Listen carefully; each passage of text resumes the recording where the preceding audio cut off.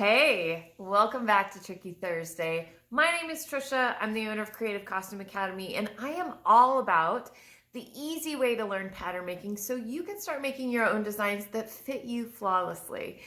Today, we're kind of continuing an earlier conversation through this month of tracing off our patterns and getting our patterns ready to start making adjustments and making those unique designs and fitting changes. Today, we're going to be focusing on what happens if you're looking at a pattern and you're kind of between sizes. How do you grade between the sizes when you have multiple different size options on one pattern? So that's what we're going to be talking about today. I'm going to take you over to the table so I can show you what I'm talking about instead of just explaining it. So see you over there.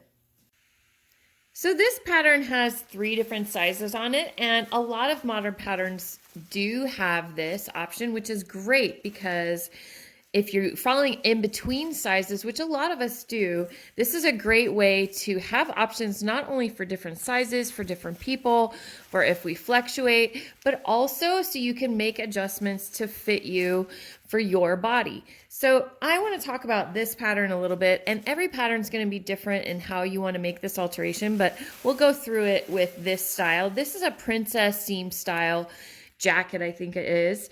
And so you have your back piece and you have a side back piece and you have a front back piece. But I just want to point out something when you're looking at these multiple sizes. So these different lines here are what tells you, the inside line is one size and the outside line is a different size, and they have different dash markings to let me know what size as it continues. But if you notice on this back piece, you can see the variable sizes up along the top and in the shoulder, but then it kind of blends in, and the bottom of the centerpiece is all one size basically.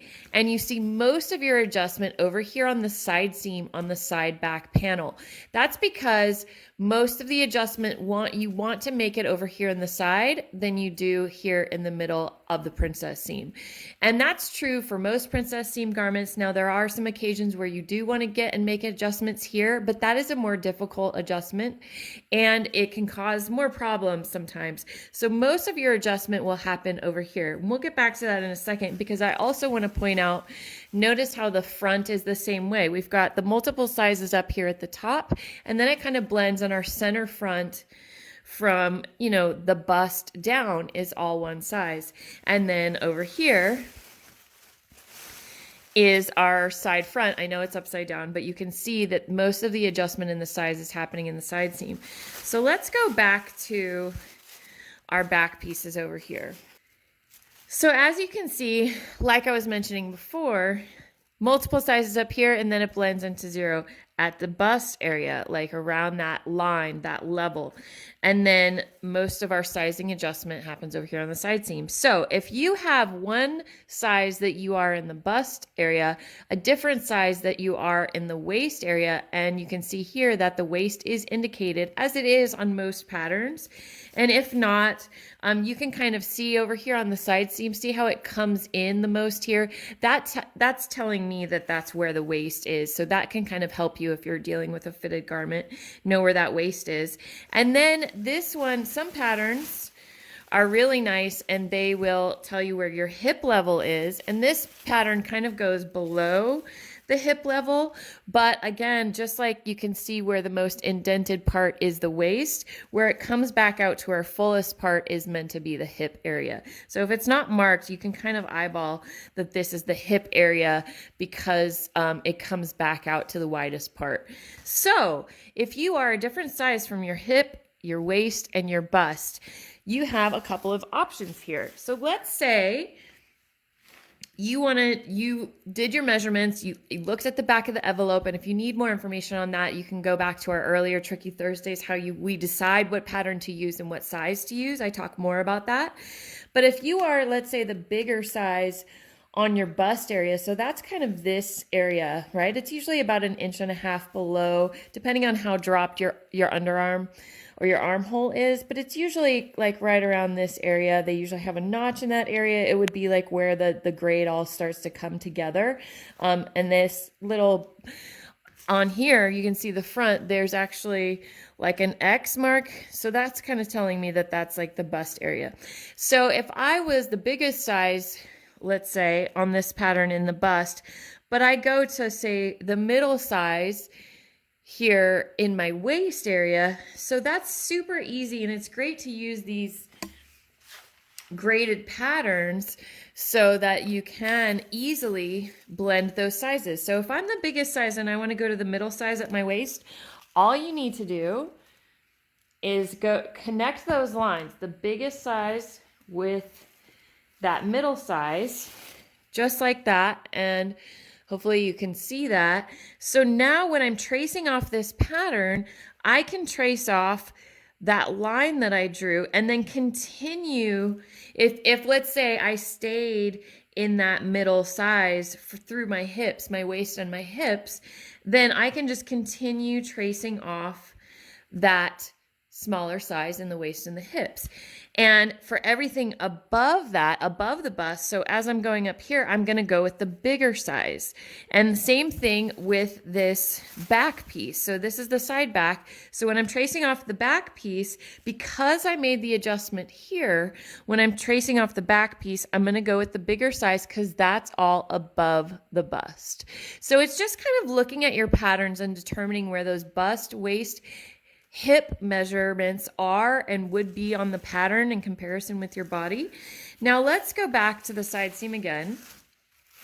Let's say you don't stay, in the middle size in your hips, and you go back out to the bigger size, or you go to even a smaller size. But let's say we go back out to our bigger size, and I don't have my curve handy, but a curve ruler would really help with this. But like I said, you can kind of tell how it goes in here and it comes back out. So this is telling me right around here in that area is my hip area. So if I went in at the middle and then wanted to go back out at my hips, then I would just draw a line connecting it back out to that wider hip line. So drawing that back out. So now when I trace this off, instead of staying with that middle size below where I made that adjustment, I would go back out to the bigger size, and I only made the adjustment right here in the waist. So same thing, let's pretend I didn't do that and I wanted to go in even smaller. Then you can go from the waist into the smaller size. So I hope you kind of are getting the idea of what I'm saying. So anything below that, then I would stick with the smaller size below. I'd come in here at the waist, and then I would do the larger size above. So whatever you need, and it can be the reverse of this. I won't go into all the possibilities that it would be, but I would then do whatever like sizing lines that I drew on this side seam, I would do the exact same thing on the front side seam so that they matched. And then when I copied it, I want to make sure whatever size I am using for the bottom, I'm copying anything below where I made that adjustment at the bottom the same size, and anything that I am sticking with for my top size, I'm copying that size for anything above that. So it's really handy to make those easy alterations when you have a pattern like this. The next thing I want to say is once you've kind of decided which size you are top, what size you are in the medium, or excuse me, in the waist, and what size you are in the hips, and you've connected them all how you want them to connect, trace this off onto real paper and do this next step. So the next step I'm going to show you is after you've traced this off in the size that you want, and I still think that this next step is important. Join us next week to learn more about the next step in sizing adjustment, and thank you for watching.